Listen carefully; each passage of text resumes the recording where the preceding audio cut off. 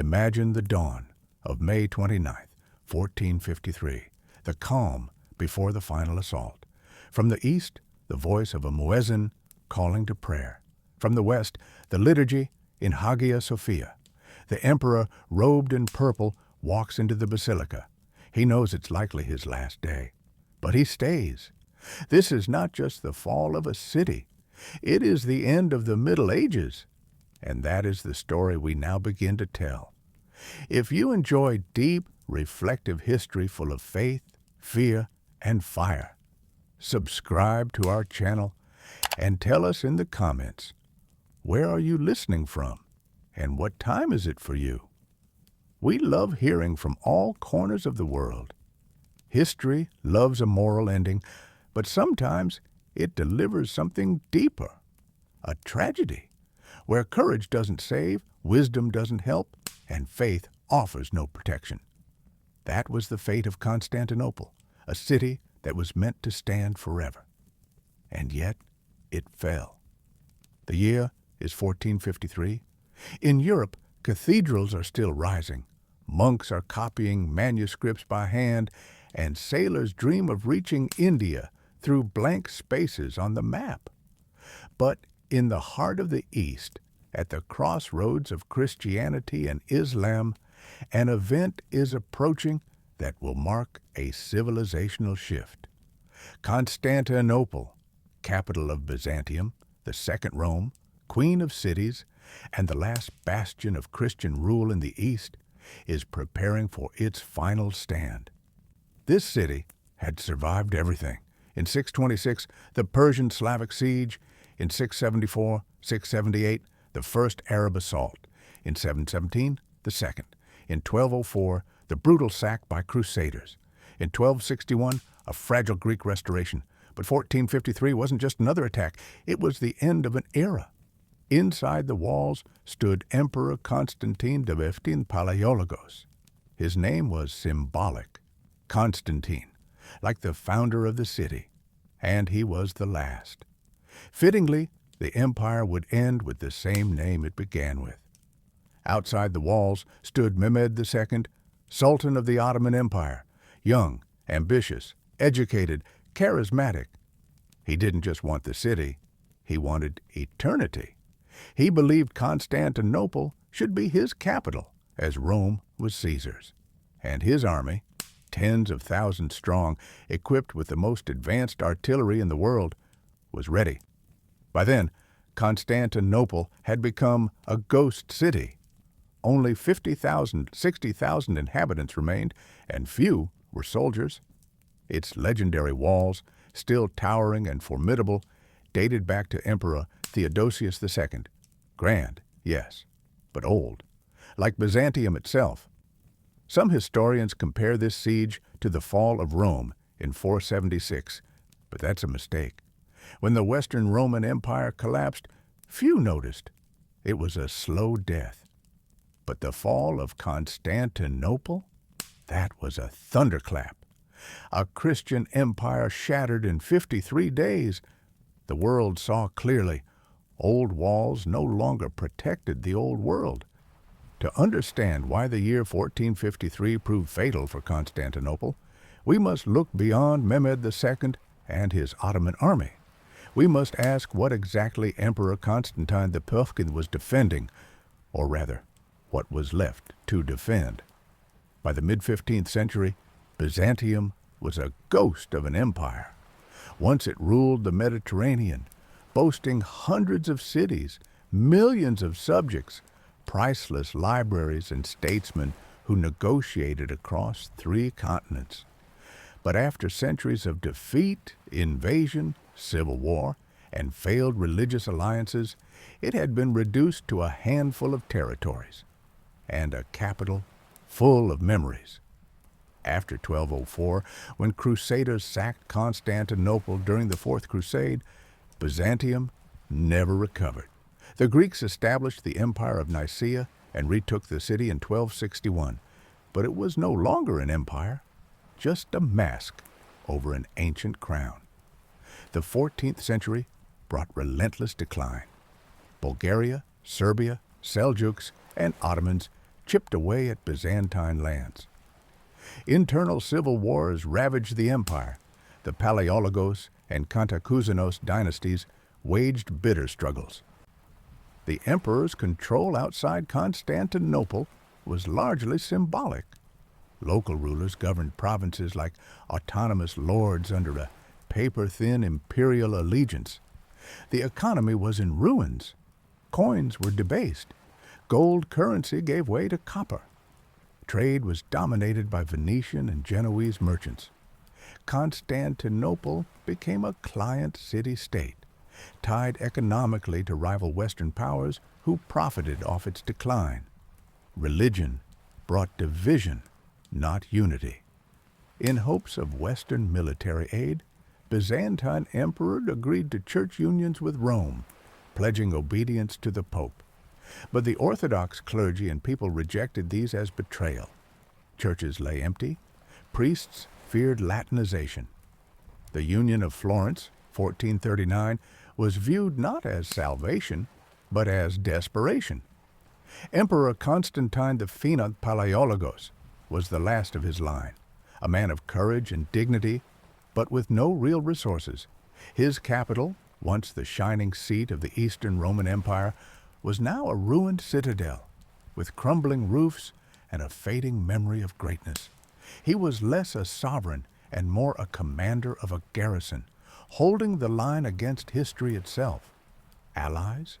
Minimal. The Genoese sent a small force under Giovanni Giustiniani. A few Western mercenaries arrived. The Pope promised help, but his fleet came too late. European monarchs were busy. The 100 Years' War, dynastic disputes, civil strife. By 1453, Constantinople was no longer the heart of an empire. It was its tombstone. And yet, a tombstone held with such dignity, such silent defiance, that even its enemies, deep down, began to admire it.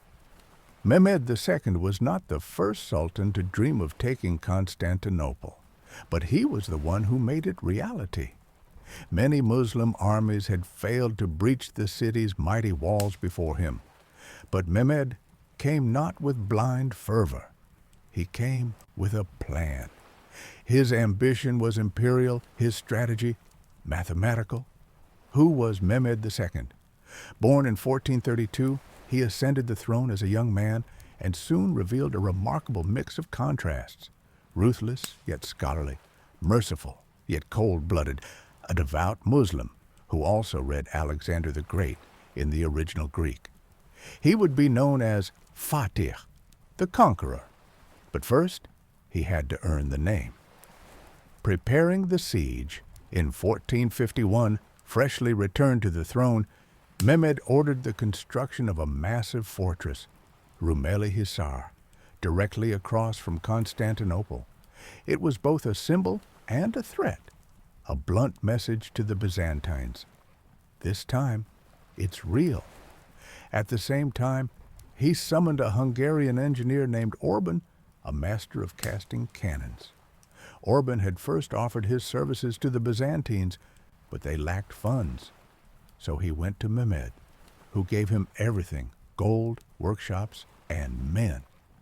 The result was the Great Turkish Bombard, a bronze beast over 8 meters long, weighing more than 16 tons, capable of firing 600-kilo stone balls.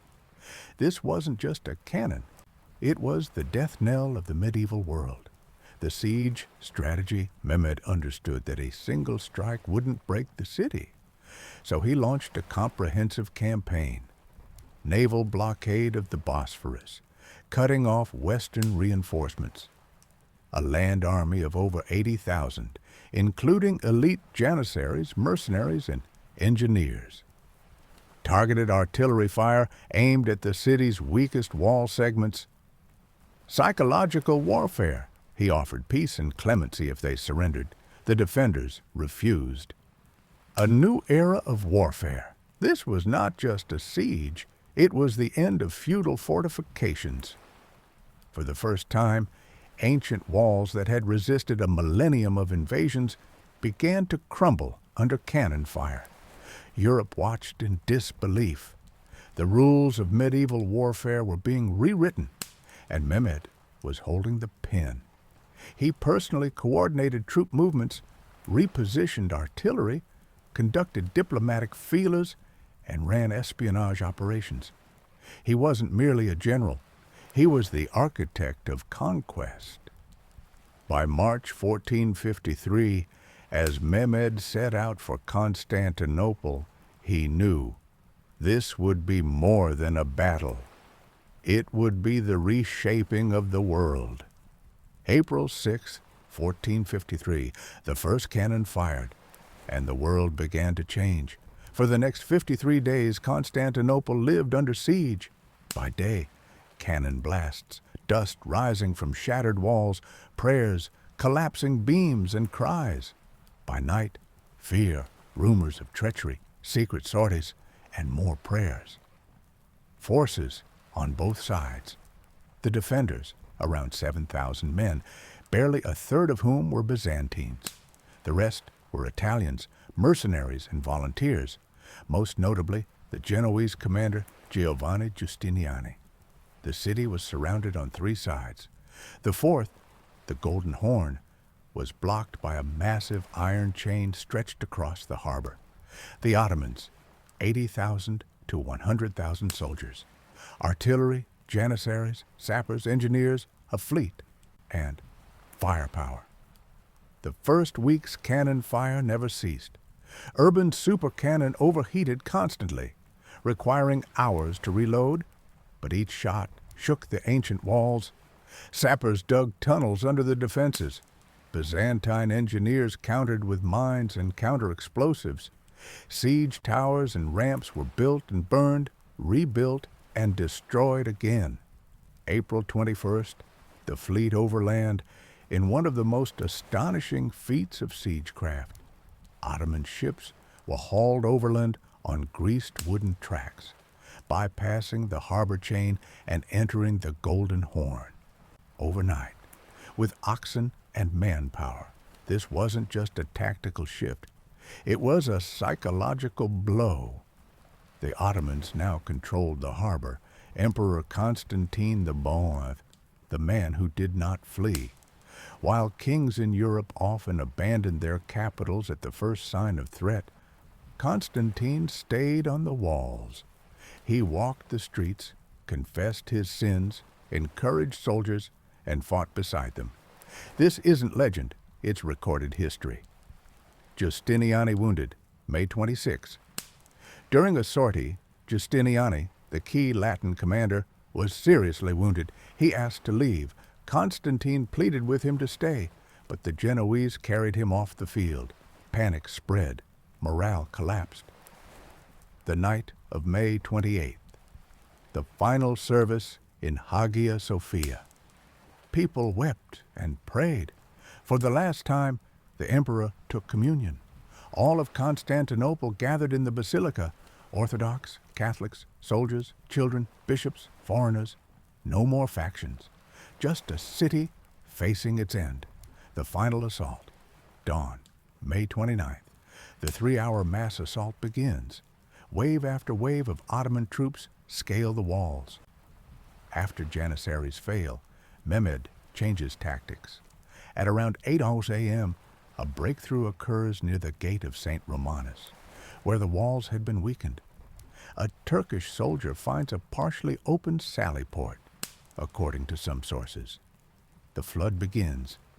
Constantine disappears. The last Roman emperor is said to have thrown off his imperial robes and died fighting alongside common soldiers. His body was never definitively found. It was the end, but also the beginning of a new world.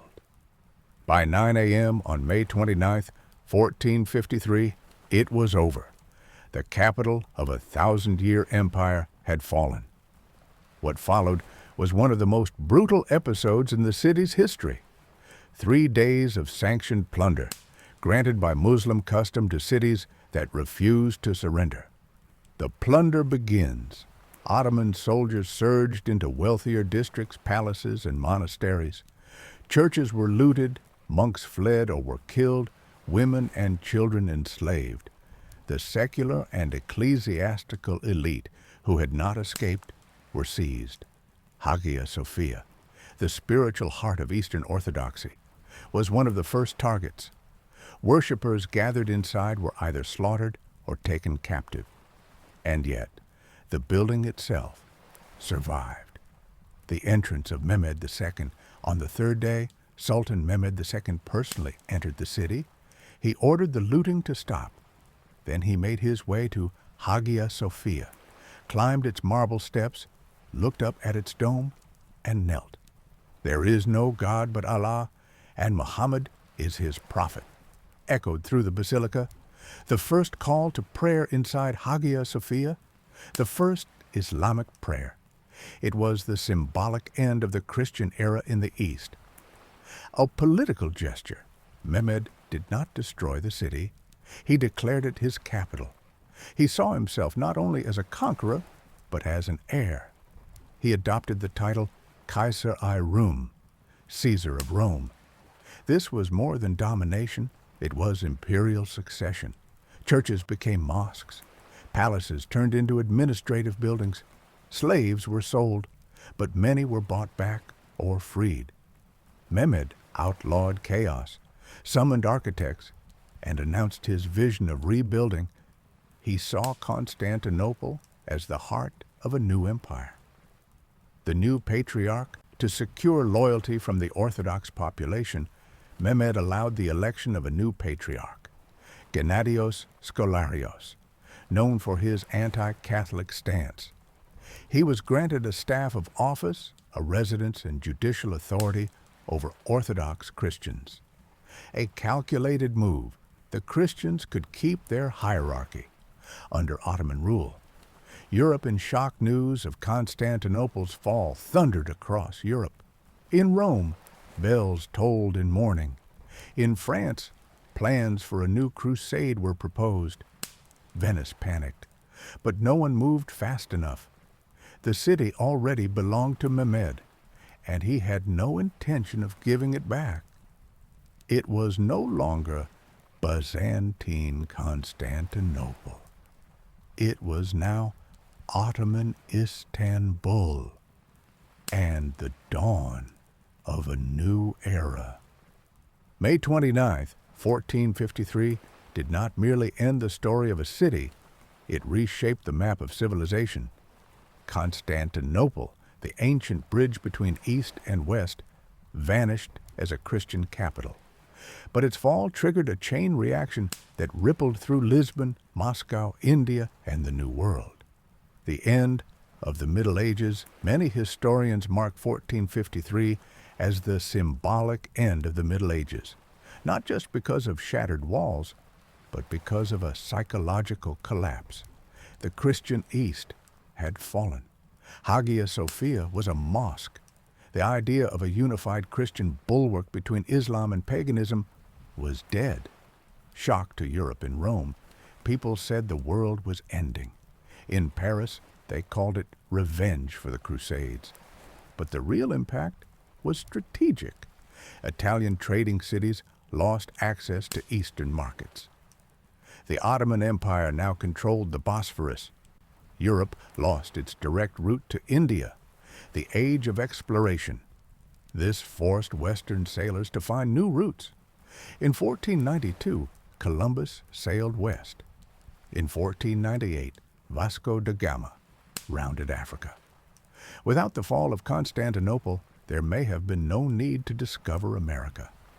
Ironically, the collapse of one city helped launch a global era. Moscow, as the Third Rome, Byzantium had fallen, but the idea of a holy empire did not. Russian princes married into the Palaiologos family. Ivan III adopted the double-headed eagle and the title Caesar, Tsar. Moscow declared itself the Third Rome, the rightful heir to Byzantium. The rise of the Ottoman Empire, Mehmed II, turned Istanbul into a super capital, From the Balkans to Baghdad, the Ottoman Empire became a force the world could not ignore. Its navy attacked Rhodes, besieged Vienna, and dominated the Mediterranean. And it all began with Constantinople's fall, a philosophical shift. What collapsed wasn't just a capital, but the idea of a permanence. A city that had stood for over 1,000 years had fallen. If that could happen, anything could. This shock fueled the Renaissance, skepticism, and a new intellectual era in Europe. Walls are not eternal. Faith is not always a shield. Only action changes history. The story of Constantinople is not just an ending. It is a prelude to the modern world. And every empire should remember that. When an empire falls, it seems as if everything it created falls with it. But that is an illusion. Some empires leave behind ruins, others roads, but a few leave behind ideas stronger than stone walls. Byzantium was one of them. It was not merely the heir of Rome. It was a civilizational fusion. Roman law, Greek philosophy, Christian mysticism, Eastern ceremonial, and centuries of survival strategy. And though its capital fell in 1453, the empire, in its cultural, legal, and intellectual form, outlived its political death. In this chapter, we explore what Byzantium gave the world and how its legacy still shapes our cities, churches, laws, diplomacy, and even the way we think. 1. Law. Jurisprudence without expiry. Date. One of Byzantium's greatest legacies was the preservation and codification of Roman law, especially under Emperor Justinian the Maurefer. The Corpus Juris Civilis became the foundation of nearly all European legal systems, except the Anglo-Saxon tradition. For centuries, it was studied in European universities. Even today, modern constitutions and civil codes carry the structure laid down in 6th century Constantinople. Byzantine law recognized principles of private property, obligations, contracts, and inheritance, institutions that form the bedrock of modern life. 2. Christianity, form, ritual, authority. Byzantium didn't just adopt Christianity, it shaped it. Icons, liturgy, church architecture, episcopal hierarchy. The very concept of orthodoxy as a distinct branch, all of it is Byzantine in origin. Without Byzantium, there would be no Christianization of Eastern Europe, no Orthodox monasticism, no Byzantine chant, no church diplomacy balancing patriarchs and emperors. 3. Architecture. Stone that prays Hagia. Sophia is not just a building, it's a manifesto. Its influence echoes through the mosques of Istanbul, the Orthodox churches of the Balkans, and the domes of Renaissance Italy. Byzantine architecture created a formula for sacred space, domes as heavens, mosaics as eternal light, space as a prayer made of stone. 4. Education and humanist thought. Byzantium was a millennium-long university. Its schools studied Homer, Aristotle, Plato, not as relics, but as tools to understand the world. After the fall of Constantinople, many Byzantine scholars fled west, particularly to Italy, and became catalysts of the Renaissance. They brought with them Greek language, classical philosophy, science, the very spark of Europe's rebirth. 5. Diplomacy, words instead of armies. Byzantium survived not through brute force, but through verbal mastery. Its diplomats forged alliances, delayed invasions, and incited rivalries. The phrase Byzantine intrigue is no accident. It reflects 1,000 years of practiced compromise. 6. A model for multinational empires. Byzantium governed Greeks, Slavs, Armenians, Syrians, Copts, Arabs, and Jews, a tapestry of peoples under one system. It did not rule through forced assimilation, but through institutions that allowed diversity to function. with surprisingly little conflict over centuries. 7. Political legacy.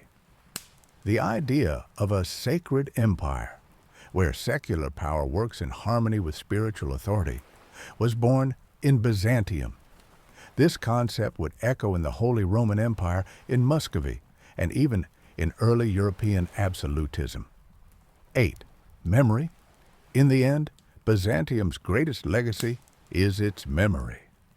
People still debate it, mythologize it, idealize and critique it. That alone proves one thing: it is still alive. 9. Art and the language of images. Iconography in Byzantium was not mere painting. It was theology in color. The Byzantines developed a visual language where every gesture, hue, and composition carried symbolic weight. An icon wasn't a portrait. It was a window into the divine. This style influenced not only Orthodox Christianity, but also Islamic art, especially in architecture and ornamental rhythm. Even early medieval Western art drew from it. 10. Women in power. Byzantine empresses weren't just wives of emperors. They were co-rulers. Empress Irene, 8th century, was the first woman to rule as basileus, not merely as consort. Theodora, Zoe, Anna Komnene, women negotiated, legislated, and wrote political and philosophical treatises. At a time when women in the West had no formal political power, in Constantinople, they ruled empires. 11. Medicine and healing.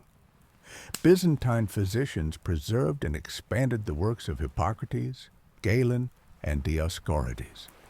Hospitals attached to monasteries had specializations, licensing systems, and training for interns, a precursor to modern medical practice. This medical knowledge traveled westward and into the Islamic world via translations. 12. Calendar and sacred time. The ecclesiastical calendar, Easter cycles, fasting schedules, all of these were Byzantine constructions that still structure the religious year for millions. The concept of a liturgical year regulated worship across centuries and continents. 13. Civilizational succession. Rome, Byzantium? That question haunted empires after 1453. Even the Ottoman Empire, formerly Islamic, adopted Byzantine ceremonial, bureaucracy, and status as a world capital. Every new empire that claimed Constantinople tried to prove we are the true heirs of greatness. 14. Intellectual style. Lengthy treatises, synods, theological debates, and syntheses of logic and faith. This was the Byzantine intellectual style. It gave Europe a powerful precedent. Faith and analysis are not enemies, and authority need not fear argument. 15. Cultural footprints in unexpected places. From Wallachia to Georgia, the Balkans to the Caucasus, Byzantine influence embedded itself deeply. Sacred architecture, heraldry, even coronation rituals bore Byzantine marks. Even in the Ottoman court, some titles, garments, and protocol retained Byzantine DNA. 16. Bridge between eras. Byzantium was the bridge between antiquity and modernity. It preserved classical texts, handed them to Arabs and Western scholars, modeled Christian imperial governance, and built a capital that still stands. Conclusion. Byzantium never truly disappeared. It dissolved into the world like salt in water. You may not see it, but you can feel it. If you're standing beneath a dome, that's Byzantium. If you live under a civil code, that's Byzantium. If you gaze at an icon, hear a liturgy, or study Greek thought, that's Byzantium. Some empires don't die. They just change form.